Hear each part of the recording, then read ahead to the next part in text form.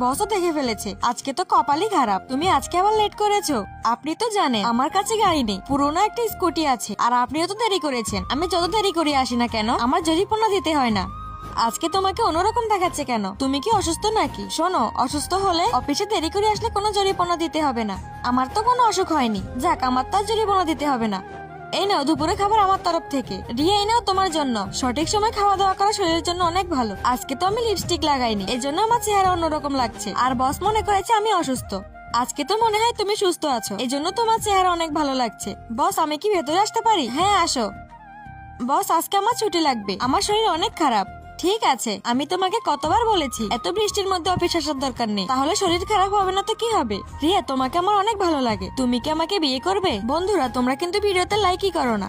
আফু প্লিজ চুপ করো। কে এই নিষ্ঠুর ব্যক্তি যে তার সন্তানকে ডাস্টবিনের ভেতরে লুকিয়ে রেখেছে? তুমি এই ছেলেটার বাবা মাকে খুঁজতে সাহায্য করো। আমার একটা আর্জেন্ট মিটিং আছে, আমাকে এক্ষুনি যেতে হবে। স্যার, ওই যে ছোট সাহেব, আমি শুধু তোমাকে স্কুলে যেতে বলেছিলাম আর তুমি এই সামান্য বিষয় নিয়ে বাড়ি ছেড়ে চলে এসেছো। তুমি যত কিছুই বলো না কেন, আজকে আমি স্কুলে যাব না, আজকে আমি তোমার অফিসে যাব।